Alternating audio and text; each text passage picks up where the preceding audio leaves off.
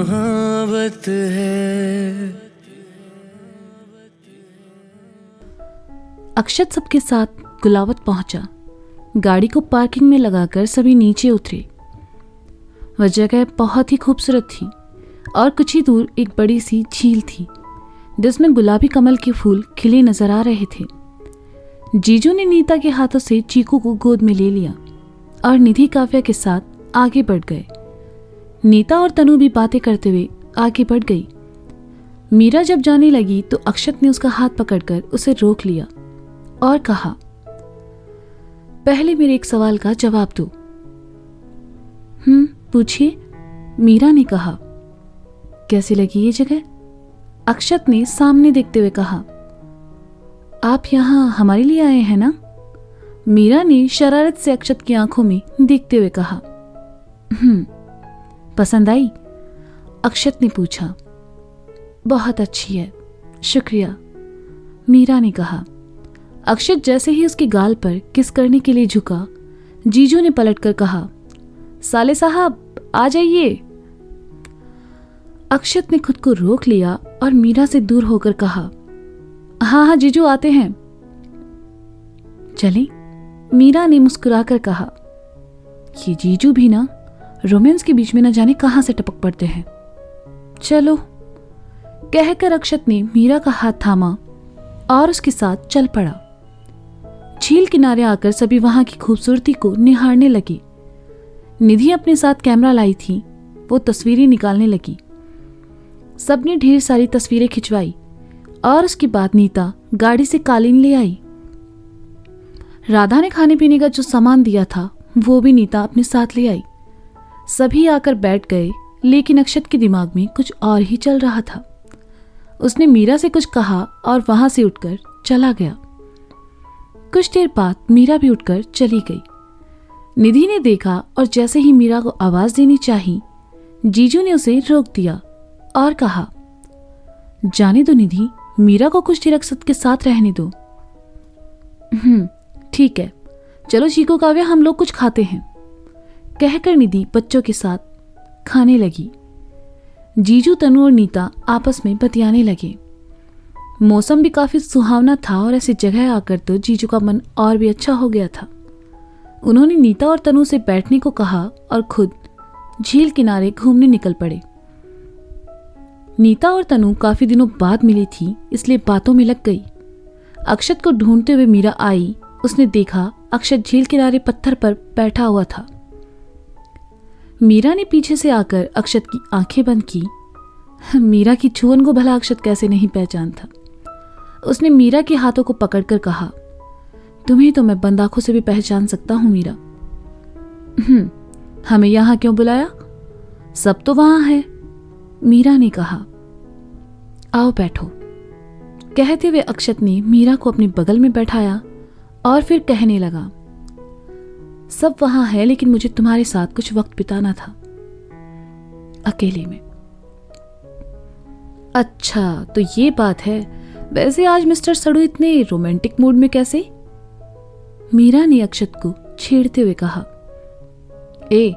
सड़ू नहीं हूं मैं, सड़ू होता ना तो तुमसे प्यार नहीं करता, अक्षत ने चिढ़ते हुए कहा। मीरा ने प्यार से उसके हाथ को अपने हाथों में थामा और कहने लगी, लेकिन हमें तो आप सड़ू ही अच्छे लगते हैं। जब आप गुस्सा करते हैं तब कैसे आपकी नाक लाल हो जाती है ना?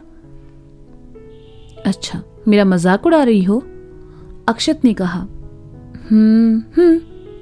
मीरा ने कहा। सही कहते हैं मेरे दोस्त कि शादी के बाद ना लड़कियां अनरोमांटिक हो जाती है, अक्षत ने कहा। गलत कहते हैं, मीरा ने कहा। अच्छा, वो कैसे? अक्षत ने मीरा की ओर देखकर कहा। मीरा ने जवाब नहीं दिया, बस पलकें बंद की और अक्षत के गाल को अपने होठों से छू लिया। मीरा की छुअन का वो एहसास अक्षत के दिल को धड़का गया। अक्षत से दूर हटी और सामने देखते हुए कहने लगी, रिश्तों में बढ़ने से प्यार कभी कम नहीं होता, बल्कि और बढ़ जाता है। शादी के बाद जिम्मेदारियां भी बढ़ जाती है और प्यार भी। तुम्हारी बातों के सामने ना कोई भी खामोश हो सकता है, अक्षत ने कहते हुए झील के पानी को मीरा पर उछाल दिया। ठंडा पानी गिरने से मीरा को झुरझुरी सी हुई तो उसने कहा, आपको तो हम छोड़ेंगे नहीं अक्षत जी। अरे मैं तो चाहता हूं कि तुम मुझे कभी ना छोड़ो, कहकर अक्षत ने एक बार फिर पानी मीरा पर उछाल दिया और वहां से भाग गया। पीछे पीछे मीरा भी आई, लेकिन अक्षत उसे चिढ़ाते हुए आगे आगे भागता रहा। भागते हुए अक्षत ने मीरा से कहा, तुम मुझे नहीं पकड़ पाओगी मीरा। वहां मौजूद लोग उन दोनों को देख रहे थे। कुछ नए कपल्स उनके साथ से चल भी रहे थे तो कुछ देखकर खुश हो रहे थे। मीरा को परेशान देखकर अक्षत रुक गया और अपने हाथ ऊपर कर दिए। मीरा उससे कुछ ही दूर खड़ी थी। वह उसके पास आई और फिर एकदम से उसके गले आ लगी। उस वक्त मीरा को न जमाने का डर था न फिक्र। उसे महसूस हुआ जैसे अक्षत उससे कहीं दूर जा रहा हो।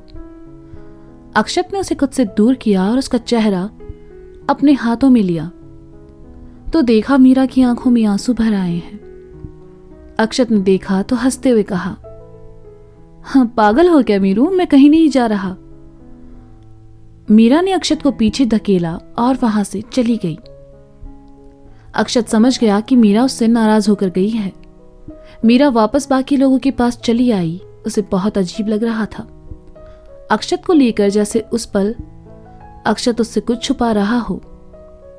नीता ने मीरा को देखा तो कहा, अरे मीरा तुम यहां हो, अक्षत कहाँ है? वो उस तरफ है भाभी, मीरा ने बुझे मन से कहा। अक्षत भी वापस आने लगा तो उसने देखा झील किनारे एक लड़का अपना गिटार हाथ में लिए बैठा है। अक्षत उसके पास आया और कहा, हाय। हेलो, लड़के ने मुस्कुराकर कहा, क्या मैं इसे बजा सकता हूं? अक्षत ने कहा तो लड़के ने थोड़ा हैरानी से उसे देखा। अक्षत ने आगे कहा, एक्चुअली वो मेरी वाइफ थोड़ा नाराज हो गई है, उसे मनाना है। Please if you don't mind, थोड़ी देर के लिए। लड़का उठा और गिटार अक्षत की ओर बढ़ाकर कहा, श्योर सर। अक्षत ने गिटार लिया, लड़के को थैंक यू कहा और अपने साथ आने को कहा। अक्षत ने जीजू और बाकी सबको एक साथ आने को कहा। अक्षत ने मीरा की ओर देखा और आंखों ही आंखों में उससे सॉरी कहा। मीरा ने नजरें घुमा ली। जीजू तो अक्षत को गिटार के साथ देखकर ही खुश हो गए थे। अक्षत का गाना सुने हुए काफी दिन जो हो गए थे। अक्षत ने गिटार को हाथों में सेट किया और कहा, Meera this is for you, कहकर अक्षत गाने लगा। जिस्म हूँ मैं, तुम जो हो मेरी, मैं हूँ तेरा और तुम हो मेरी, मेरी हर दुआ में शामिल हो तुम, हर घड़ी मुझे अब आरज़ू तेरी होने लगा अब खुद पे गुरूर, जाना न मुझसे एक पल भी दूर, एक पल भी दूर, मेरे दिल को सनम अब तेरी जरूरत है। हाँ ये मोहब्बत है, ये मोहब्बत है।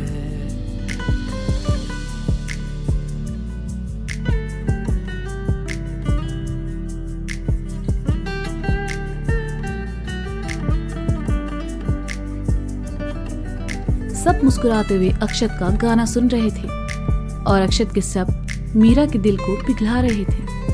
वह कभी अक्षत को देखती तो कभी साइड में देखने लगती। अक्षत ने मीरा को देखा और आगे गाना शुरू किया। तेरी खामोशी से मेरा जलता है दिल, क्या बताऊं कैसे फिर संभलता है दिल। तेरी खामोशी से मेरा जलता है दिल, क्या बताऊं कैसे फिर संभलता है दिल। मुझको हर घड़ी तेरी तमन्ना रहे, कितना तन्हा रहता है दिल। धड़कन हूँ मैं, तुम चाहो मेरी, गुमनाम मैं, पहचान हूँ मेरी। तेरे बिन जीना कोई सजा, सुबह हूँ मैं, तुम शाम हूँ मेरी। हद से गुजरना जाए कहीं, बिन तेरे हम मरना जाए कहीं जाए। अक्षत आगे गा पाता इससे पहले ही मीरा ने आकर उसके होठों पर अपना हाथ रख दिया। उसकी आंखें नम थी और उसने नाम ही अपनी गर्दन हिला दी।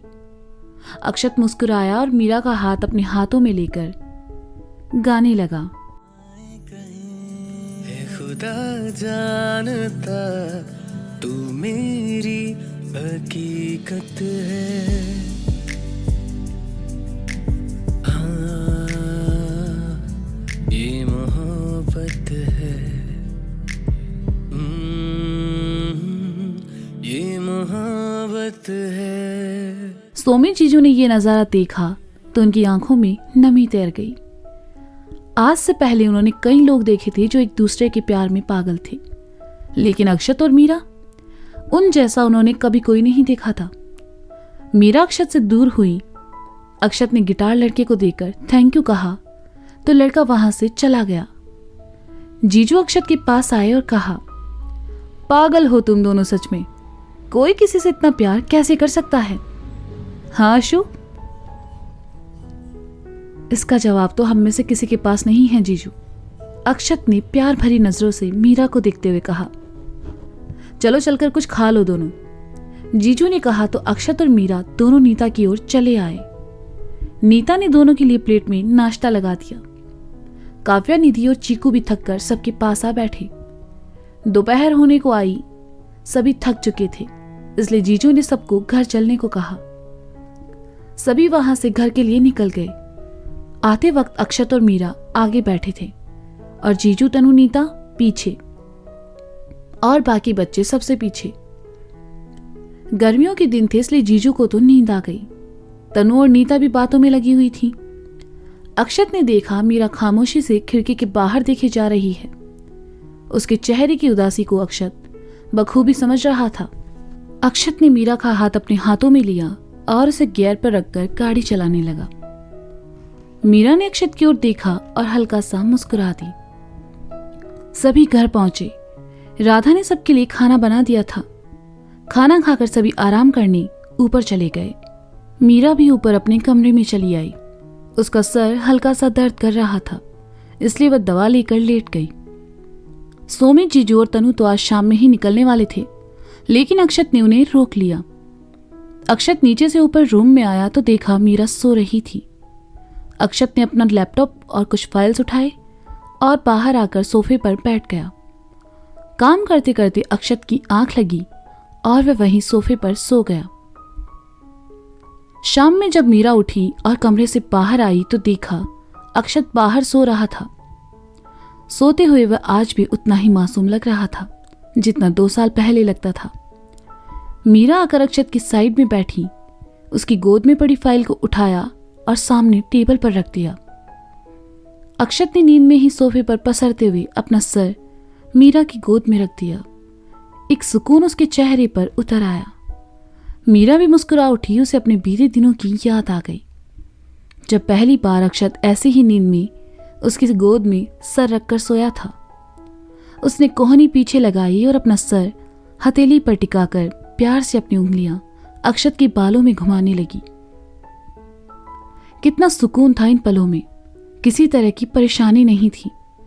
कुछ देर बाद चीकू काव्या के साथ खेलते हुए कमरे से बाहर आया। अक्षत और मीरा को देखकर दोनों उसकी ओर चले आए। काव्या ने देखा तो कहा, अक्षत मामू तो बोरिंग हो गए हैं, हम लोगों के साथ खेलते ही नहीं हैं, ना हम लोगों से बात करते हैं, है ना चीकू? काव्या ने कहा तो चीकू ने 3-4 बार हाँ में अपनी गर्दन हिला दी। ऐसा करते हुए बड़ा ही क्यूट लग रहा था। मीरा ने सुना तो काव्या से कहा, काव्या एक काम करना, जब आपके मामू उठे ना तो उनसे शिकायत करना। मैं अभी इनको उठाती हूँ। कहते हुए काव्या ने अक्षत को जगाना शुरू किया। ये देखकर चीकू भी उसकी नकल करने लगा। बेचारा अक्षत उन दोनों बच्चों की वजह से उठ गया और उमते हुए कहा, क्या है काव्या, सोने दो ना। मामू उठो, क्या दिन भर सोते रहते हो, आप तो मेरे साथ खेलते भी नहीं हो। काव्या ने कहा। उधर चीकू दूसरी ओर से मीरा के बगल में आया और कहा, मुझे यहां सोना है। ए चैम्प, ये मेरी जगह है, तुम्हें सोना है तो अपनी मीरा ढूंढ लो। अक्षत ने वापस मीरा की गोद में सर रखते हुए कहा। बच्चे के सामने कैसी बातें कर रहे हैं आप? चीकू आओ इधर, आप हमारे पास आओ, हम आपको सुलाते हैं। मीरा ने जैसे ही चीकू को लेने के लिए हाथ बढ़ाया, चीकू दूर हटा और कहा, नहीं, मुझे मेरी मीरा चाहिए। अक्षत ने सुना तो हंसने लगा। चीकू वहां से चला गया। मीरा और काव्या उसके पीछे पीछे आए, लेकिन उसने तो जीत पकड़ ली। सोमित ने देखा तो चीकू को अपने पास बुलाया और कहा, क्या हुआ चीकू? मुझे मेरी मीरा चाहिए, चीकू ने रोते हुए कहा। जीजू को कुछ समझ नहीं आया तो उन्होंने सामने खड़ी मीरा को देखा। मीरा ने उन्हें जब सब बात बताई तो जीजू ने कहा, ये साले साहब भी ना बच्चों को पता नहीं क्या क्या सिखाते हैं। चीकू बेटा यहाँ आइए, जब आप बड़े हो जाओगे ना तब आपके लिए बड़ी ही मीरा लेकर आएंगे। मीरा ने समझाने की कोशिश की, लेकिन बच्चा क्या समझे। चीकू रोने लगा। ऊपर से अक्षत आया और कहा, चैम इधर आओ। रोते रोते चीकू अक्षत के पास चला आया तो अक्षत ने उसके आंसू पोंछे और कहा, मीरा चाहिए। चीकू ने मासूमियत से हाँ में गर्दन हिला दी। अक्षत ने उसकी उंगली पकड़ी और कहा, चलो फिर। चीकू ने सुना तो मुस्कुरा उठा और अक्षत के साथ चल पड़ा। जीजू और मीरा हैरानी से कभी अक्षत को तो कभी एक दूसरे को देखते। अक्षत ने काव्या को भी बुला लिया और दोनों को लेकर वहां से चला गया। मीरा भी वहां से चली गई और जीजू दादू के कमरे में चले आए। कुछ घंटों बाद अक्षत बच्चों के साथ वापस आया। चीकू खुश था। उसके हाथ में एक बड़ी सी डॉल थी जिसने बहुत सुंदर फ्रॉक पहना था। चीकू से लेकर पूरे घर में भाग रहा था। मीरा ने देखा तो अक्षत के पास आई और कहा, तो ये है चीकू की मीरा। उस मीरा में खूबी भी है, अक्षत ने कहा। वो क्या? मीरा ने पूछा। वो ये मीरा जी कि वो मीरा सिर्फ चीकू की सुनती है, खुद कुछ नहीं बोलती। अक्षत ने मीरा को छेड़ने के लिए कहा। चाय पियेंगे? मीरा ने बात बदलते हुए कहा। हाँ, वैसे जीजू कहाँ हैं, नजर नहीं आ रहे? अक्षत ने पूछा। जीजू दादू के कमरे में है, मीरा ने किचन की ओर जाते हुए कहा। ठीक है, फिर चाय भी वहीं भिजवा देना, मैं भी तो देखूं मेरे बिना क्या खिचड़ी पक रही है। कहकर अक्षत दादू के कमरे की ओर पट गया। अक्षत दादू के कमरे में आया तो दादू ने ताना मारते हुए कहा, सोमित जी, ये लड़का लगता है आज अपने कमरे का रास्ता भूल गया। मेरे बिना कौन सी प्लानिंग चल रही है यहाँ? अक्षत ने सामने पड़े सोफे पर बैठते हुए कहा। बेटा, जब से तुम्हारी शादी हुई है ना, जिंदगी में सूखा पड़ चुका है, एक बार भी कंपनी देने नहीं आया तू, दादू ने कहा। गुस्सा मत होइए मेरे दादू, आज शाम प्रोग्राम बनाते हैं ना, अक्षत ने कहा। कैसा प्रोग्राम? मीरा ने चाय के साथ अंदर आते हुए कहा। मीरा को वहां देखकर तीनों की सिट्टी पिट्टी गुम हो गई, क्योंकि एक मीरा ही थी जिससे घर में सब डरते थे और सब उसकी बात भी मानते थे। तो दोस्तों, ये था हाँ ये मोहब्बत है भाग 9। इसका अगला भाग आप जल्द ही सुनेंगे मेरे साथ। तब तक के लिए शुक्रिया, बाय बाय। अपना ख्याल रखें और सुनते रहें अक्षत मीरा की कहानी।